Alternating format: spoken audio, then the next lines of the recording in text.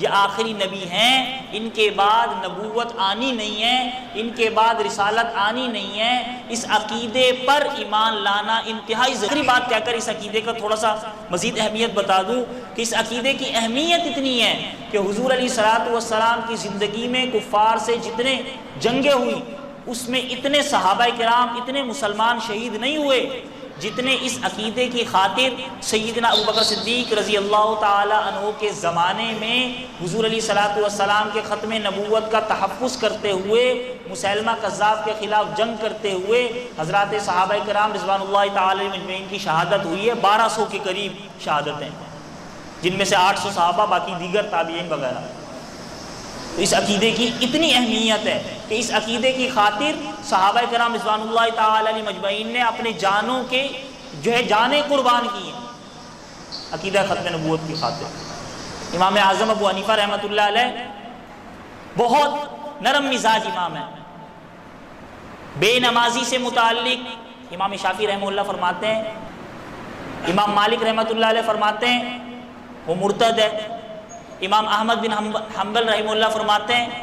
وہ واجب القتل ہے، اتنا سخت۔ لیکن امام اعظم ابو حنیفہ رحمہ اللہ فرماتے ہیں نہیں،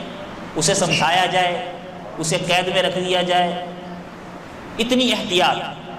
اتنے نرم مزاج امام اعظم ابو حنیفہ رحمۃ اللہ علیہ کے پاس ایک شخص آیا، وہ کہنے لگا کہ حضرت مجھے ذرا یہ بتائیے کہ حضور علیہ السلام کے بعد جو نبوت کا دعویٰ کرے آپ کا اس بارے میں کیا خیال ہے؟ حضور علیہ السلام کے بعد جو نبوت کا دعویٰ کرے آپ کا اس بارے میں کیا خیال ہے؟ تو امام صاحب نے فرمایا، اتنے نرم مزاج امام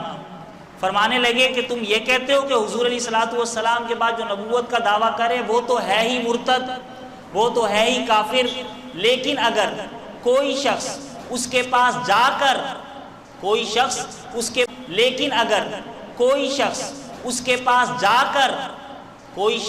اس کے پاس جا کر یہ پوچھے کہ تم اپنے نبی ہونے کا دعویٰ کر رہے ہو، دلیل دو، ثبوت پیش کرو، اپنے دعوے کے لیے ثبوت اور دلیلیں لاؤ، ہمارے سامنے کوئی بات تو پیش کرو۔ فرمایا یہ شخص جو جا کر پوچھ رہا ہے یہ بھی حضور علیہ السلام کی نبوت کے خاتمے پر، ختم نبوت پر تردد کا شکار ہے، شک کا شکار ہے، لہذا یہ بھی مسلمان نہیں رہ سکتا۔ اتنا ایک تحریک چلی اور اس تحریک کے نتیجے میں 1953 اور پھر آگے 1974 میں 7 ستمبر 1974 میں پاکستان کے آئین اور قانون کا حصہ بنایا گیا کہ جو شخص بھی نبی علیہ السلام کی ختم نبوت پر ڈاکہ مارے گا یا ختم نبوت نبی ہونے کا دعویٰ کرے گا یا کسی کو نبی مانے گا، قادیانی ہو، لاہوری ہو، احمدی ہو، جو بھی ہو، ان کا اسلام سے، مسلمانوں سے کوئی تعلق نہیں ہے، اور مختلف پابندیاں ہمارے آئین نے اور قانون نے بتا دی گئیں۔ لہٰذا ہمیں اس عقیدے کا تحفظ بھی کرنا ہے، ہمیں یاد بھی رکھنا ہے کہ جس طریقے سے 6 ستمبر ہماری جغرافیائی سرحدوں کی حفاظت کا دن یوم دفاع پاکستان ہے، اسی طریقے سے 7 ستمبر ہماری نظریاتی، ہمارے عقیدے کی تحفظ کا دن